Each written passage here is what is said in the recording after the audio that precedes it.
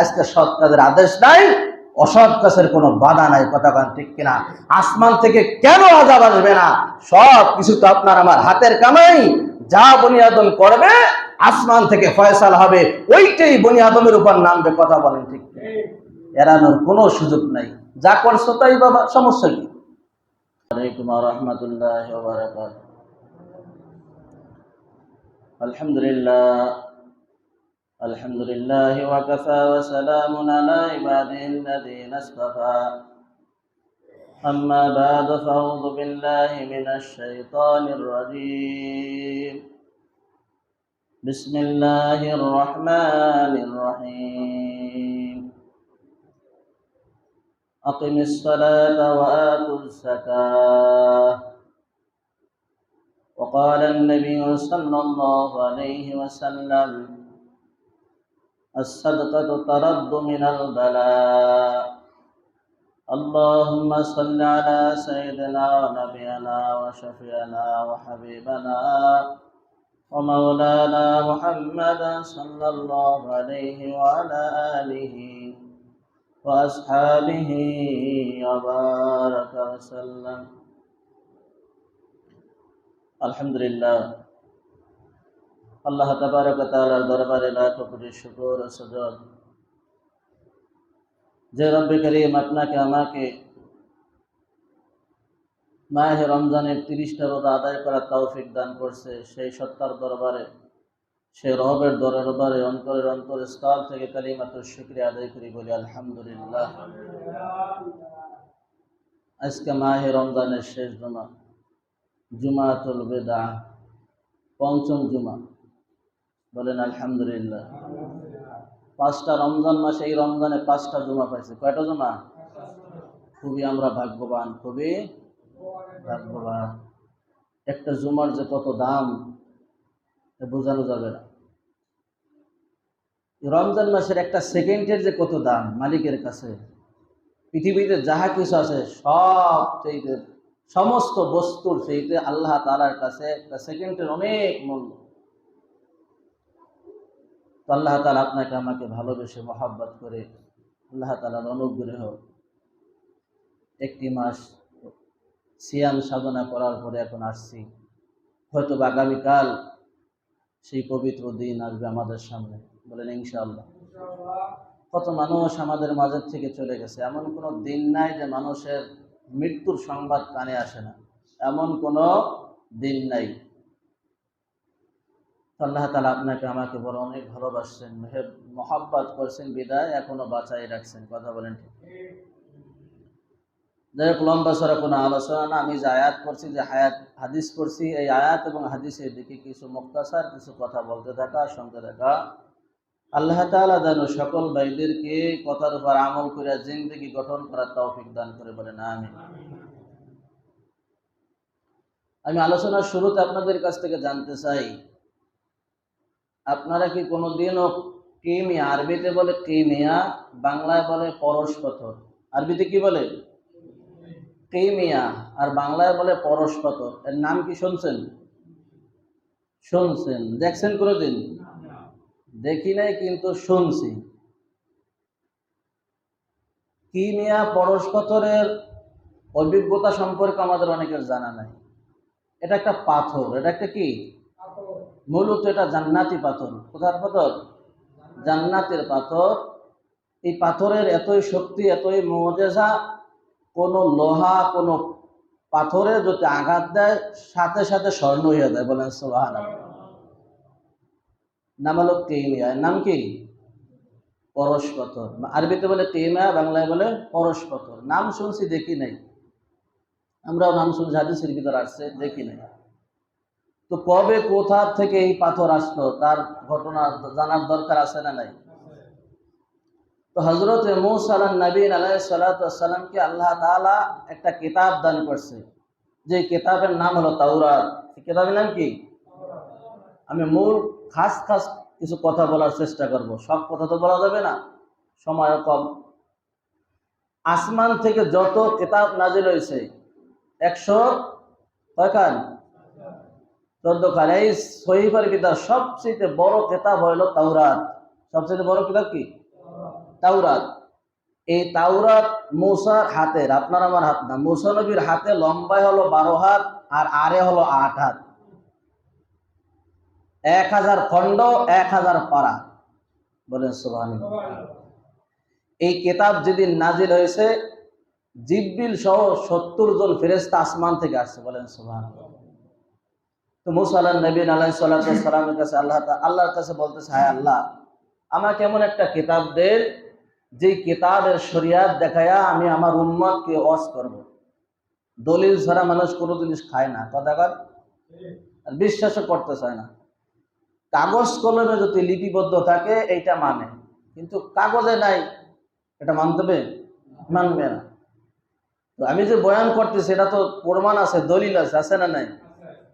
তো নবী আল্লাহ তাআলার কাছে চাইলেন যে আমাকে একটা কিতাব দেন, যে কিতাবের শরিয়াত দেখাই আমি আমার জাতিকে আমি আপনার দিকে আহ্বান করব, আপনার দিকে ডাকবো। আল্লাহ তাআলার অর্ডার হয়ে গেছে, মূসা ঠিক আছে যাও, তুমি তুর পাহাড়ে আসো, তোমাকে আমি কিতাব দেব। কোথায়? তুর পাহাড়ে, যেখানে বসে পয়গম্বর মূসা আলাইহিস সালাম মিডিয়া ছাড়া, কোনো কিছু সংযোগ ছাড়া সরাসরি মালিকের সাথে কথা বলছে। বলেন সুবহানাল্লাহ। কি প্রেম আর কি ভালোবাসা আর কি মহব্বত, কোনো কিছু মাধ্যম নাই, কথা বলতেছে, আল্লাহ জবাব দিতেছে। আল্লাহু আকবার। তো এই মূসা আলাইহিস সালামকে যখন তুর পাহাড়ে আল্লাহ তাআলা ডাকলেন, ডাকার পরে বলতেছে, আল্লাহ তাড়াতাড়ি আমার এই কিতাব দেন, আমার উম্মত বড় ঘাড় বেহা উম্মত, আমার উম্মত বড় ঘাড় বেহা উম্মত। এই উম্মত যদি আর কিছু সময় থাকে তাহলে এই উম্মত গোমরা হয়ে যাবে। একটা হাদিসের ভিতরে আসছে, মূসা আলাইহিস সালাম তার ভাই হারুন, সেও কিন্তু নবী, এই হারুন নবীকে দায়িত্ব দিয়া মূসা কাছে দিনের কাজে দাওয়াত দিত।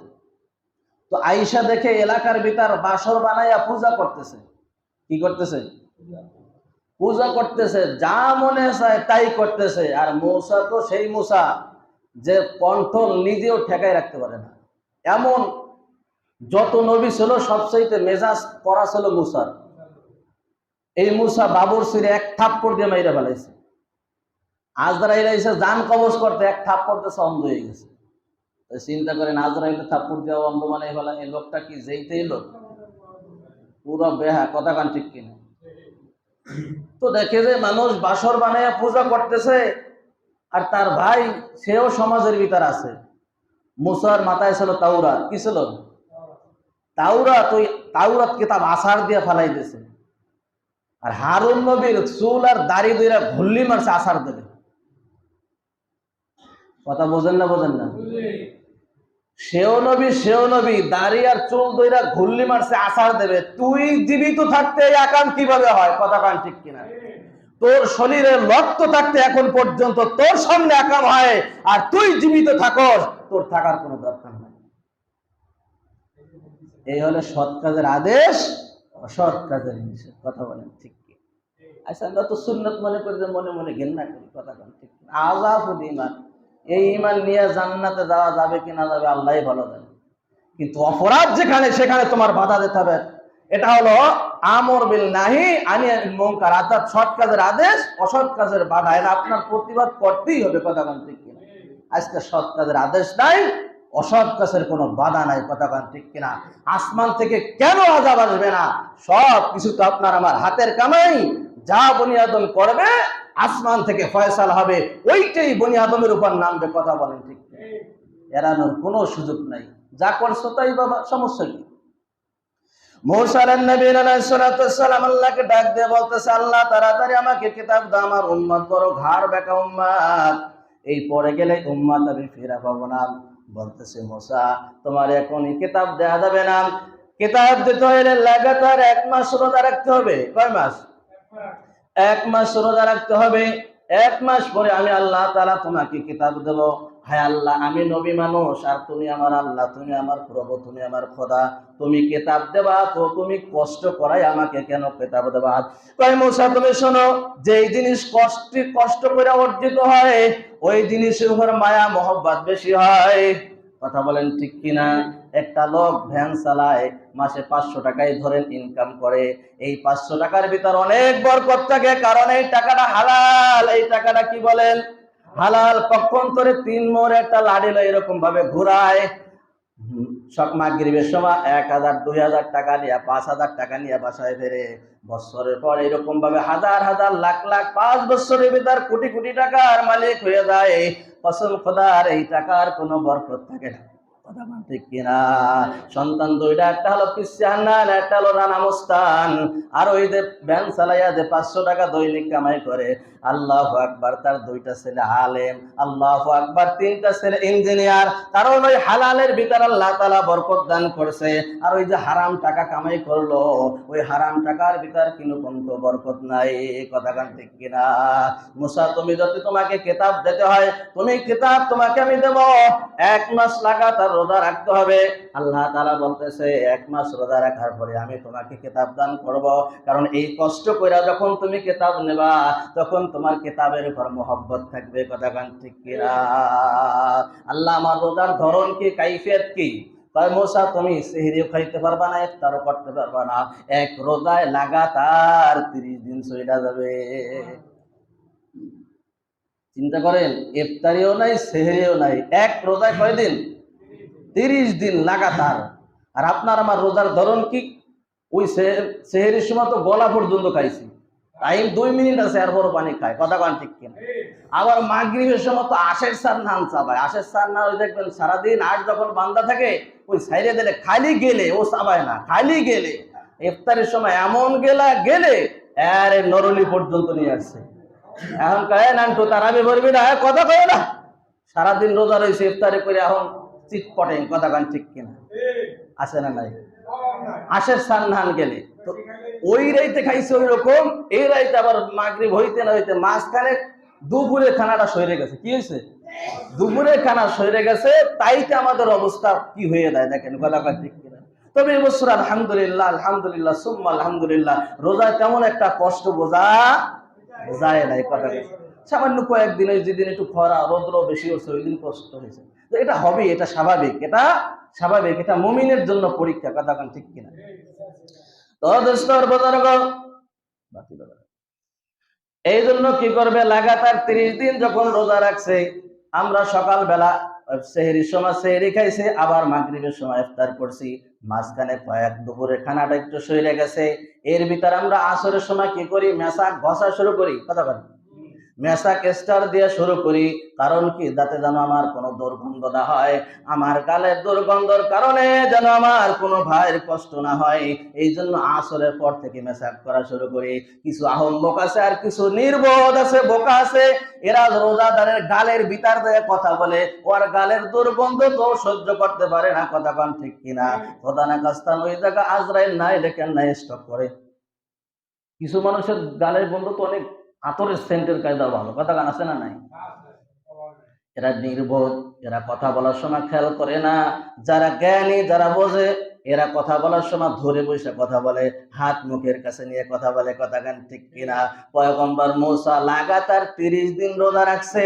আর আল্লাহ তাআলার সেই কিতাব, আমার আল্লাহ তাআলা বলতেছে, আল্লাহ তাআলা 4টা জিনিস কুদরতি হাত দ্বারা বানাইছে। বলেন সুবহানাল্লাহ। আল্লাহ তাআলা 1 নম্বর, আউয়ালু মা খালাকাল্লাহুল কলম। আল্লাহ তাআলা ওই মাখলুক সর্বপ্রথম বানাইছেন, যে মাখলুকের নাম হলো কলম। বলেন সুবহানাল্লাহ। 2 নম্বরে লৌহে মাহফুজ, আর আরশ বানাইছেন আল্লাহ তাআলা কুদরতি হাত দ্বারা। 3 নম্বরে ওই সেই কিতাব, যেই কিতাব মুসা আলাইহিস সালাম, নবী আলাইহিস সালামকে দেওয়া হয়েছিল, এই তাওরাত আল্লাহ তাআলা নিজ হাতে লিখছেন।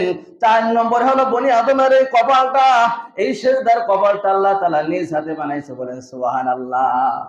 কয়টা জিনিস বানাইলো আল্লাহ? 4টা জিনিস আল্লাহ তাআলা নিজ হাত দিয়ে বানাইছে। আল্লাহু আকবার। এত বড় কিতাব, যেই কিতাব আমার আল্লাহ তাআলা, আল্লাহু আকবার, 12 হাত বাই 8 হাত, 1000 ভলিউম, প্রত্যেক পারায় 1000 আয়াত, 1000 আয়াত বিশিষ্ট এত সুন্দর কিতাব আল্লাহ তাআলা নিজে বয়ান করছেন। আর আমি মুসা এই জবান দিয়ে পড়ব, আমার জবান তো নাপাক হয়ে গেছে। 30 দিন লাগাতার রোজা রাখছি, মেসাক বসি নাই। বিরাজ করি নাই, মুখের ভিতর দুর্গন্ধ পৌঁছে গেছে মুখটা। এই অবস্থায় আল্লাহ তাআলার সেই কিতাব, যেই কিতাব আল্লাহ তাআলা নিজে লিখছে, ওই কিতাব কি করে আমি পড়বো?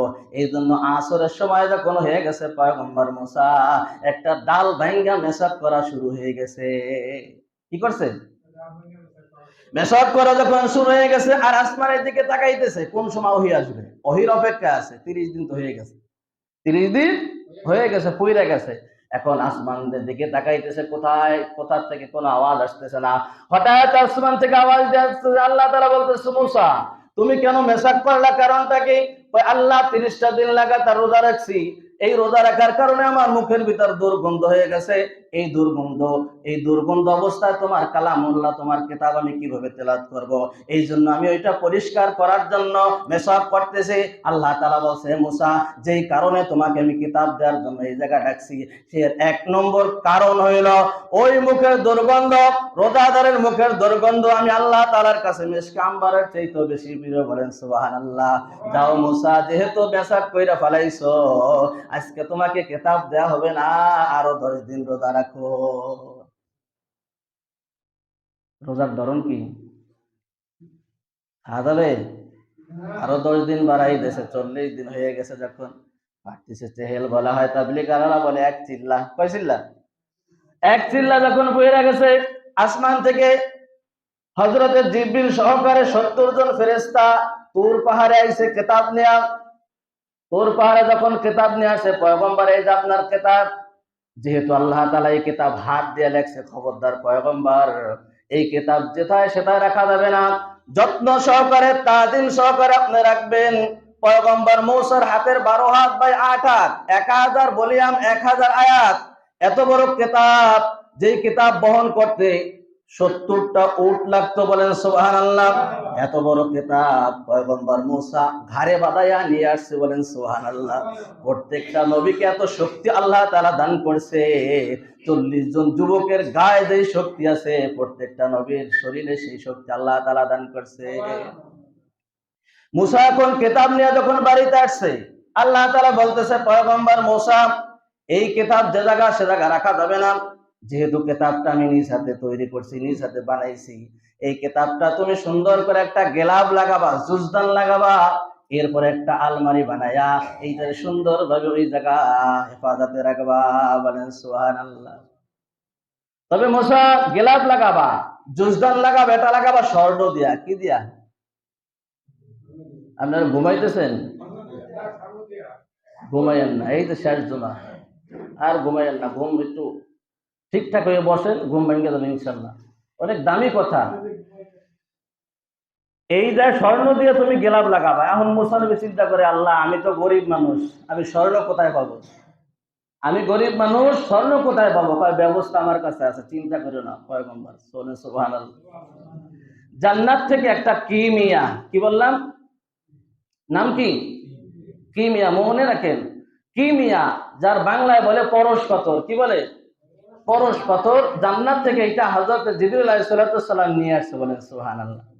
নিয়ে বলতেছে, এই পাথরটা আপনি রাখেন, এই পাথরটায় যে পাথর ঘষা দেবেন বা যে লোহায় ঘষা দেবেন, অটোমেটিক সাথে সাথে সোনা হয়ে যাবে, যার দাম এখন 2,45,000 টাকা। বলেন সুবহানাল্লাহ। One test. মুসা নবী কোনদিন তো দেখে নাই, দেখছে? যখন নাকি পাথরটা কিমিয়াটা যখন ওই পাহাড়ে পাথরে ঘষা দিয়েছে, সাথে সাথে স্মরণ হয়ে গেছে। বলেন সুবহানাল্লাহ। এখন মুসা তো স্বর্ণের কারিগর না, স্বর্ণের কারিগর মুসা তো স্বর্ণের কারিগর না। এই তাওরাতের হাফেজ ছিল মাত্র 3 জন। কয়জন? 1 নম্বরে মূসা আলাইহিস সালাম, 2 নম্বরে ভাই হারুন, তার ভাই, সেও নবী, সে ছিল। 3 নম্বরে হলো মিস্টার কারুন। এই কারুন ছিল হারুন নবীর ভগ্নিপতি। তার একটা বোন ছিল, পরবর্তীতে তারে বিয়া দিয়া ভগ্নিপতি বানাই নিয়েছে। এই কারুন ছিল খুব সুফি, জম্মের বুজুর্গ, কি যে আল্লাহর ওলি, যা বইলে শেষ করা যায় না। এত বড় ভিসা বিলাই, সবসময় মুসার দরবারে পইরেই থাকতো। দুনিয়ার কোন ইনকামের কোন সোর্স নাই। মুসা দিলে খাইতো, না দিলে না খাইতো। এত বড় বুজুর্গ আর আল্লাহর ওলি। তো 2 ভাইতে হারুন আর মুসা পরামর্শ করে বলল, যেহেতু কারুনের একটা যোগ্যতা আছে, সে হলো স্বর্ণকার। সে কি? স্বর্ণকার। তো এই তাওরাতের গেলাপ কে লাগাবে? তাওরাতের ইজ্জত তো সবাই বুঝবে না। আরে কোরআনের ইজ্জত কে সবাই বোঝে? আম মানুষ এখন বলে কয় আলেম বসাইতে আমরা ভালো আছি, বলেন নাউজুবিল্লাহ। আলেম 15-20 বছর ফাঁসা কইসা মাদ্রাসায় কইরা দাওরা হাদিস টাইটেল কইরা, আর এখন তুমি একদিন মাদ্রাসায় যাও নাই, বোম মারলে তোমার ভিতরটা বাবাই রে না, আর তুমি বলো যে আলেমের চাইতে আমি ভালো আছি। চিন্তা করেন, এই কথা বলে আমার রয় তো আই নাই, সচককে দেখছি, কানে শুনছি আমি, আলেমের চাইতে আমি ভালো আছি। চিন্তা করেন, আলেম যদি খোদা না খাস্তান কোন হাদিসের কথা, আমি কোনো বানোয়াট কোনো কথা বলি নাই, দলিল ছাড়া কোনো কথা নাই, কোন অপরাধ ঘটনা কেরমে কইরাও থাকে, এর বিচার হবে পর্দার মাধ্যমে। আম জনতার সামনে আল্লাহ তাআলা হাসরবাসীদের সামনে বেইজ্জতি করবেন না, কারণ আলেমকে আল্লাহ তাআলা এমন একটা নূর, এমন একটা ইলম দান করছে, এই নূর সে তার ভিতর থাকা কারণে গোটা হাসরবাসীর সামনে আল্লাহ তাআলা বেইজ্জতি করবে? কখনোই না, কাল্লা, কখনো না। আলেম দেখে বলবে, হ্যাঁ আলেম তুমি এই অপরাধ করছো। হ্যাঁ আল্লাহ অপরাধ করছি। যাও, আমি আল্লাহ তাআলা তোমাকে মাফ করে দিলাম। কেন মাফ করলাম? তোমাকে আমি দুনিয়ায় ইলম দিছি, আজকে তোমাকে আমি জাহান্নামে দিয়া বেইজ্জতি করব না, যাও ওই ইলমের কারণে আমি তোমাকে মাফ করে দিলাম। তুমি এবার বলো তো, এবার বলবা যে আলেমের সাথে তুমি ভালো আছো? জীবনে মাদ্রাসায় যাও নাই, মসজিদ মাদ্রাসার বারান্দায় পাড়া দাও নাই, আর একটা ছেলে আলেম হইতে এলে কত কষ্ট, কত মুজাহাদা, কত মায়ের চোখের পানি লাগে তা আমি শামীম জানি। কত মায়ের চোখের পানি জমিনে ফেলাইতে হয়, নিজে কাটতে হয় গভীর রাতে তাহাজ্জুদে বৈশা, এরপরে আল্লাহর দরবারে কবুল করতে হয়, তারপর আলেম হয়। কত ছাত্র ভর্তি হয়েছে, হাজার হাজার ছাত্র, হাতে গোনা কয়েকজন আলেম। কথা বলেন, কয়েকজন আলেম। কে সব আলেম হইতে পারলো না? আল্লাহ সব আলেম বানাবেন না। যাকে আল্লাহ ভালোবাসবেন, আল্লাহ যাকে মহব্বত করবেন, তার নূরের এলেমের খাজানা থেকে কিছু হলেও দান করবেন। কথা ঠিক বলতেছিলাম, কারণের একটা যোগ্যতা ছিল, যোগ্যতা হলো সে স্বর্ণকার, সে গেলাপ লাগাইতে পারে।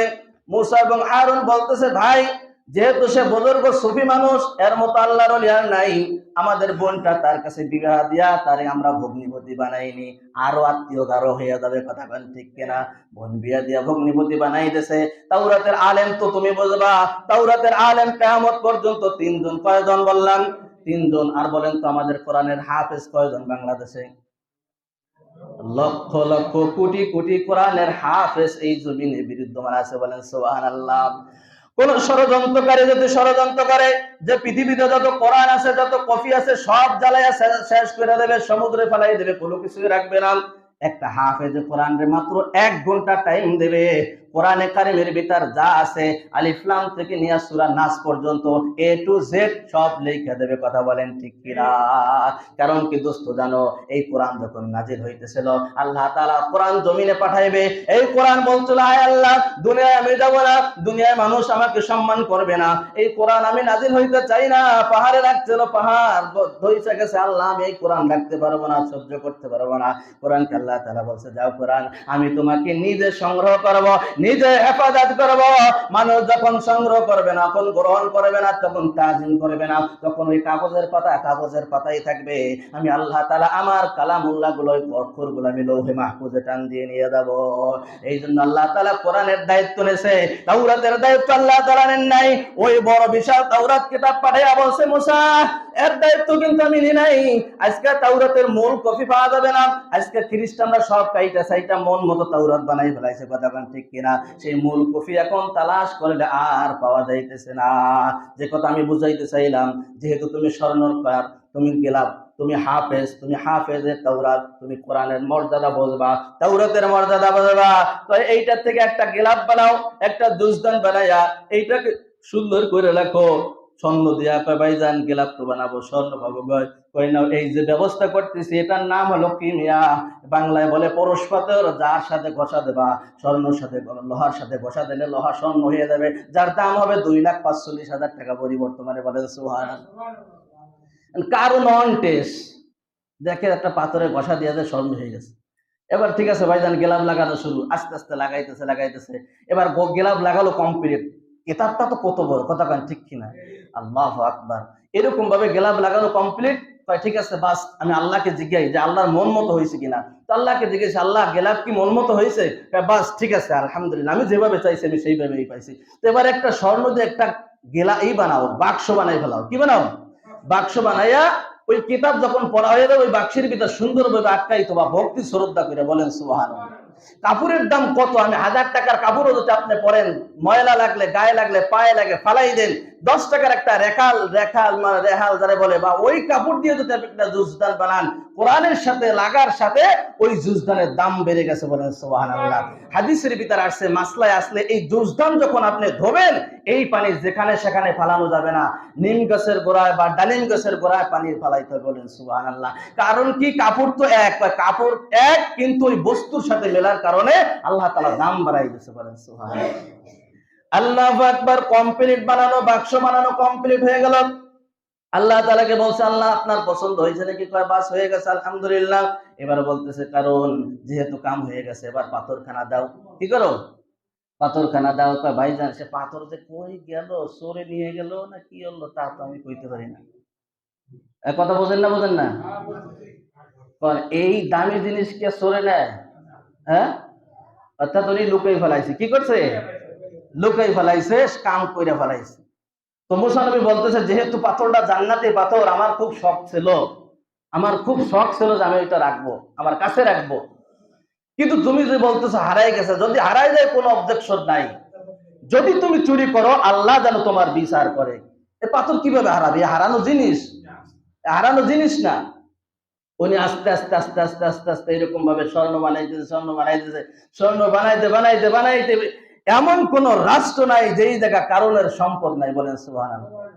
কি জন্য সুবহানাল্লাহ বললাম? যে আল্লাহ তাআলা ওই জান্নাতি পাথরের এত শক্তি দান করছে, এই জন্য সুবহানাল্লাহ বলা। ওই কারণের সম্পদের জন্য আমি সুবহানাল্লাহ বলি নাই। কথা গান ঠিক কিনা? তো এক পর্যায়ে সংক্ষেপে বলতেছি যে আল্লাহ তাআলা বলতেছে যাকাত এখন ফরজ হয়ে গেছে। কি হয়ে গেছে? এবার কারণে বলতেছে, কারণ টাকা সম্পদ দিয়া দুনিয়ায় অনেক কিছু করছো, গাড়ি করছো, বাড়ি করছো, যা মনে চাই তাই করছো। এবার জান্নাতের ভিতরে এক কাঠা জমি কেন, ওইখানে একটা বিল্ডিং করো, যে বিল্ডিংটা স্থায়ী তো থাকবে, চিরকাল থাকবে, যা কোনোদিন শেষ হবে না। কথা গান ঠিক কিনা? ভাইজান কি করতে হবে? সোজাসুজি বলেন। উনি নেয়ার সময় খুব বোঝে, দেওয়ার সময় বোঝে না। এমন কিছু মুত্তাকিন আছে না নাই? নেয়ার সময় খুব ছোট বলো বোঝে, দেওয়ার সময় কিচ্ছু বোঝে না। এরকম কত আল্লাহ নবীর সাথে আমার দেখা হয়েছে। নেয়ার সময় বোঝে ভালো, দেওয়ার সময় নাই। আল্লাহ তাআলা তোমার মালের উপর যাকাত ফরজ করছে।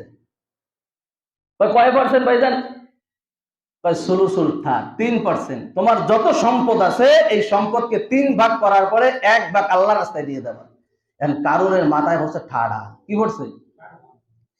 এত সম্পদ যদি আমি 3টা ভাগ করি, একটা ভাগ যদি মুসরে দিয়ে দিয়া, তো কত সম্পদ আমার কমে যাবে। কথা গান ঠিক কিনা? এখন মুসরে মারতে হবে। কি করতে হবে? মুসরে কয়দা কৌশলে মারতে হবে। যেহেতু আমি সম্পদশী, আমার মানুষ, আমারও লোক আছে, আর আমি ইমাম, আমার পক্ষেও লোক আছে না নাই? সব জায়গা কিয়ামত পর্যন্ত ছেলে থাকবে, নবীরও ছেলে, আমাদেরও থাকবে। কথা গান ঠিক কিনা? কিছু থাকবে পক্ষে, কিছু বিপক্ষে। এটাই স্বাভাবিক, এটাই পূর্ব থেকে হয়ে আসতেছে। তো এবার মুসা নবী ওরে কিভাবে মারা যায়? সে তো নবী, সেটা তো আর স্যান্ডেল দিয়ে বাইরান যাবে না। আমারে তো সেই মারতে পারবেন, আমি তো ইমাম সাহেব, আমারে কায়দা কৌশলে মারবেন আপনারা। কিরকম ভাবে সে আর আমি বুঝাইলাম না। কথা বলছেন ঠিক কিনা? আল্লাহ আমাদেরকে হেফাজত করে বলেন আমিন। যারা নবীদের সাথে লড়ছে তারা মরছে, যারা আলেমের পিছে লাগছে তারা ধ্বংস হয়েছে, আজও ধ্বংস হয়েছে, কালো ধ্বংস হবে। কথা বলেন ঠিক? মুসা নবী বয়ান করতেছে, বয়ান শেষ, ঈদের নামাজ শেষ, এখন মোনাজাত হয়ে যাবে। বলতেছে, ভাইজান একটা মাসলা। কি মাসলা বলো? আমিও তো তাওরাতের হাফেজ, তুমিও তো হাফেজ। আমার এই জায়গা আসছে, এই জায়গা নিয়ে আসছি, এই জায়গায় এলো মূল কথাটা। আমি তো তাওরাতের হাফেজ, তুমিও হাফেজ, মাসলা তুমি বললেই তো হয়। কয় না, যেহেতু আপনি হুজুর মানুষ, আপনি মাসলাটা বলেন, যদি আমি সত্যতা জানি। এবার একটা মহিলাকে এরকম ভাবে সাজাইছে 10,000 স্বর্ণের টাকা দিয়া। কি টাকা? 10,000 স্বর্ণের টাকা দিয়া বলছে যে, মহিলা তুমি বলবা যে মূসা আমার সাথে জিনা করছে। বলেন নাউজুবিল্লাহ, জোরে বলেন নাউজুবিল্লাহ। বলেন কোন নবী কি কোন মহিলার সাথে জিনা করতে পারে? একমাত্র হালাল স্ত্রী ছাড়া নবীরা কোনদিন পর্যন্ত একাম কোকাম করেন নাই। যদি করতেন, পয়গম্বর ইউসুফ আলাইহিস সালামকে এমন প্রচেষ্টা করা হয়েছিল। ওই জায়গা ইউসুফ নবীও বলতেছে, আমার মন বারবার ধাক্কাইতেছে যে আমি জুলাইখার সাথে একাম করি, কিন্তু আমার আল্লাহ তাআলার কুদরতি কলমে লেখা ছিল, পয়গম্বর তুমি নবী হবা, তোমার দ্বারা আমি এই কাম করাবো না। বলেন সুবহানাল্লাহ। প্রত্যেকটি নবীকে আল্লাহ তাআলা এইভাবে সিকিউরিটি দিয়া, এইভাবে সম্মান করছে, এইভাবে পবিত্র রাখছে। বলেন সুবহানাল্লাহ। কি ব্যাপার, মুসা তো সেই মুসা, খেয়াল করেন আমি শেষ করতেছি, যে বলছে যে আমার সাথে জেনা করছে, মেজাজটা কতটুকু ঠান্ডা? মেজাজ তো পুরোপুরি ঠান্ডা নাকি? 100-র উপরে ছাড়াই গেছে, 100-র উপরে ছাড়াই গেছে। এবার মহিলা দাঁড়াই গেছে, মহিলা তুমি দাঁড়াও, কি বলবা?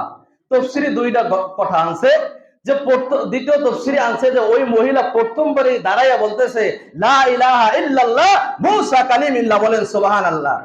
যে মুসা, এই দেখো 10,000 স্বর্ণের দিরাম যা আমাকে কারণ এইরকম ভাবে ষড়যন্ত্র করছে, তুমি আমার সাথে জেনা করছো, এই কথা বলানোর জন্য আমাকে নিয়ে আসছে। কসম খোদার, তুমি আমার সাথে কোনোদিনও জেনা করো নাই, তোমার আমাকে তুমি দেখোই তো নাই, বলেন সুবহানাল্লাহ। অন্য বর্ণনায় আসছে মুসা তুমি আমার সাথে জেনা করছো, এই কথা যখন বলছে, মুসা তো রাগী মানুষ, আল্লাহু আকবার, এমন ভাবে ক্ষিপ্ত হয়ে গেছে। এবার আল্লাহকে ডাক দিয়ে বলতেছে, আয় আল্লাহ, আমি এখন কি করবো? আমি তো সহ্য করতে পারতেছি না, বিচার কি আমি করব না তুমি করবা? যেহেতু তোমার হক নষ্ট করছে, তুমি বিচারটা করো, তুমি বিচার করলে তুমি তৃপ্তি বেশি পাবা, কথা বলেন ঠিক কিনা? তবে তুমি বিচার করবা, আমি তোমার বিচার রায় দেবো, আমি তোমার সবকিছুর হুকুমের গোলাম বানাই হেলাবো।